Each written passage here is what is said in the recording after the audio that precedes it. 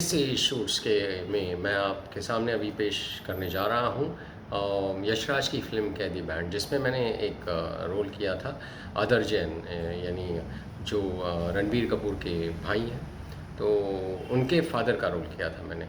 तो अब किस्सा ऐसे हुआ कि मैंने एक बार ऑडिशन दिया था हिमालय जी के पास, अच्छे कास्टिंग डायरेक्टर हैं, तो उनके यहाँ मैंने और मैंने यशराज में भी बहुत बहुत बार ऑडिशन दिया हुआ है, पर this came through Himalaya ji. And then Himalaya ji said that कि आपको शॉर्टलिस्ट किया हुआ है, तो आपसे डायरेक्टर साहब मिलना चाहते हैं, तो कल आप 6 बजे रेडी हो जाइए। मैंने बोला ठीक है, कोई प्रॉब्लम नहीं है।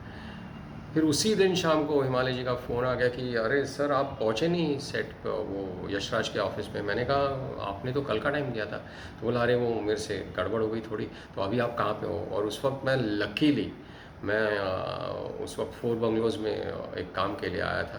तो मैंने कहा हाँ, मैं फोर बंगलोज़ में। तो उन्होंने कहा आप जल्दी जा सकते हो क्या रिक्शा पर? मैंने बोला हाँ, जा सकता हूँ। तो मैं रिक्शा में बैठ गया, लेकिन थोड़ा सा ट्रैफिक था। वो जो हॉस्पिटल है रिलायंस का, उसके पास।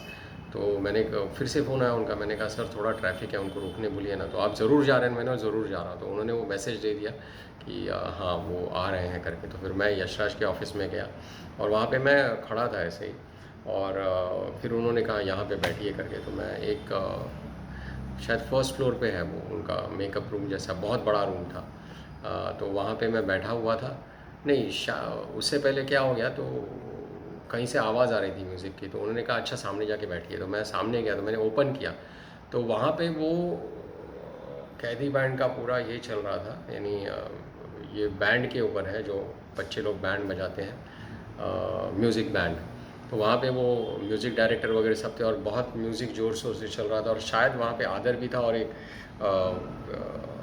यानी जैसे कहते हैं साउथ अफ्रीकन टाइप एक लड़का भी था वहाँ पे। तो मैं ऐसे गया, फिर मैंने बोला अरे भाई म्यूज़िक चल रही है। तो वो अरेंजर आ गया और उसने कहा what you want. I said कि मुझे ऑडिशन के लिए बुलाया गया है।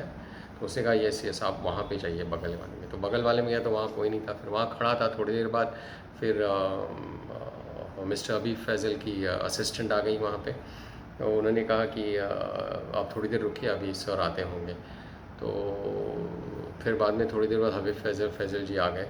तो उन्होंने मुझे करने को कहा। तो टू बी वेरी फ्रैंक, मैं थोड़ी बहुत कभी कभी वो शाहरुख सर की कॉपी कर लेता, यानी उनका वो अंदाज़ है ना बात करने का, यानी मैं पूरी कॉपी नहीं कर सकता, पर ऐसे ही कभी जब जब बात करता हूँ ना, तो कभी कभार ऐसा इमोशनल सीन होता है, तो हाँ हाँ हाँ हाँ, मुझे पता है कि मैंने कहा था कि वो कक वाला जो है ना, वो लाने का, वो टच लाने की कोशिश करता हूँ, जानबूझ के नहीं करता। टू बी वेरी फ्रैंक, मुझे साइनस प्रॉब्लम है, और मैं कभी कभी है ना वर्ड्स, यानी थ्रोट बहुत जैम होता है ना, तो हकलाता हूँ मैं।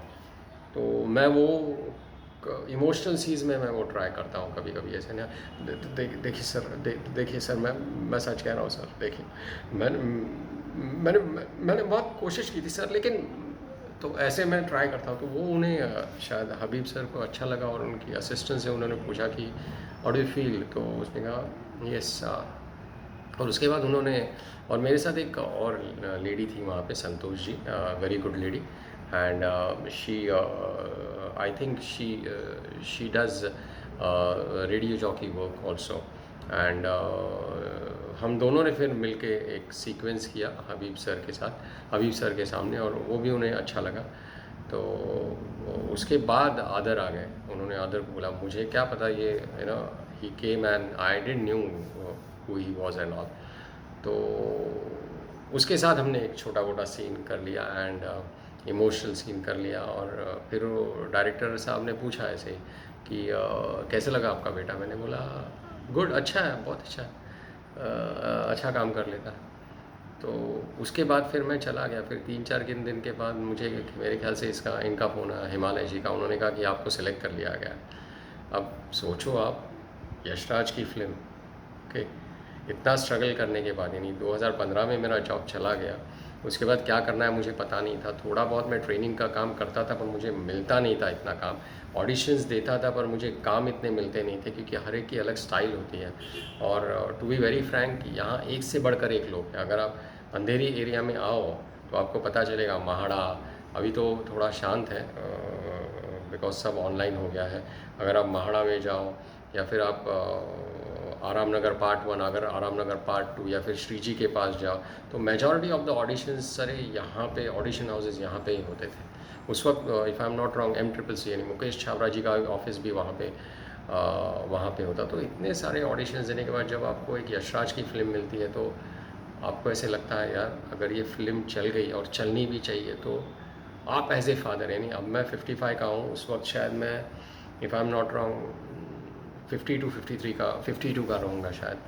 तो लाइफ बन जाएगी, हम भी शायद हीरो के रोल, सॉरी हीरो के नहीं, हम भी शायद फादर के रोल करेंगे इनकी तरह, परेश रावल जी की तरह, या फिर हमारे पूज्य ये अनुपम खेर जी की तरह। मैं उनके लेवल पे नहीं जा सकता, मुझे पता है। तो ये सारे दिमाग में चल रहे थे, स्ट्रगलर और ये सारा चीज़। मैंने सोचा गिव इट द 100%। और हमेशा मैं जब 100% देने की कोशिश करता हूँ नहीं दे पाता, पर मेरे जहन में एक ही डायलॉग होता है, कल आना। अगर किसी ने अर्धसत्य देखी हो तो सदाशिव अमरापुरकर जी के साथ जी ने जो वो कल आना कहा था, उनका फुटेज ज़्यादा नहीं था पूरे मूवी में, पर छा गए वो, तो वो मेरे दिमाग में, गिव दैट इम्पैक्ट ऑफ कल आना। तो उस हिसाब से मैंने किया। और शूटिंग थी मेरे ख्याल से नवी मुंबई में कई शूटिंग थी, और सामने थे अपने सचिन पिलगांवकर, जिनको हम बचपन से देखते आ रहे थे। अब सचिन कितने भी बड़े हो जाए, शायद उम्र में मेरे से बड़े होंगे या नहीं मुझे पता नहीं, उम्र में बड़े होंगे शायद मेरे से। अब मैं 55 का हूँ तो शायद if I am not wrong, मुझे पता नहीं है Sachin ji, so sorry for that. But हमने आपको बचपन में बच्चे यानी बच्चे की तरह ही देखा है, तो हमें लगता है कि आप हमारी ही उम्र के हो। तो सचिन जी थे। अब मैंने उनको देखा, सिर्फ ऐसे हाई किया, तो फिर वो ही मेरे पास आ गए और उन्होंने पूछा आपका नाम क्या है, हाथ पकड़ के उनकी स्टाइल में, आपका नाम क्या है वगैरह वगैरह। अब सचिन जी के साथ नज़र में नज़र मिला के बात करना, he is the police inspector. आप सोचो, it needs a lot of courage and lot of confidence. किसी के आइज़ के अंदर आँखों में आँखें डाल के बात करने के लिए आप तो पहले ब्लैंक आउट हो जाते हो पूरी तरह। But he made me calm and cool, and after that scene went well. But the thing is, जब मैंने एक सीन दिया, एक शॉट में दिया, तो अनफॉर्चुनेटली वो शॉट इनको बहुत अच्छा लगा, हबीब जी को, हबीब सर को बहुत अच्छा लगा, लेकिन कैमरामैन से कुछ गलती होगी और वो रिकॉर्ड नहीं हो पाया। And Habib ji was little bit furious. वो ज़्यादा एंग्री वगैरह नहीं होते कभी, उनका एंग्री होने का अलग अंदाज़ है। कभी कभार मैंने उनका बर्स्टिंग तो देखा नहीं है। तो उन्होंने कहा, do you understand this emotion cannot be repeated again.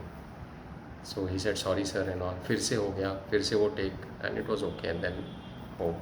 अब देखिए, अब स्ट्रगलर हो, फिल्म आने वाली है, हमें भी पता है रिलीज़ होने वाली थी, तो हमें ऐसे लगा कि भाई वो कहते हैं ना, प्रीमियर में बुलाएंगे।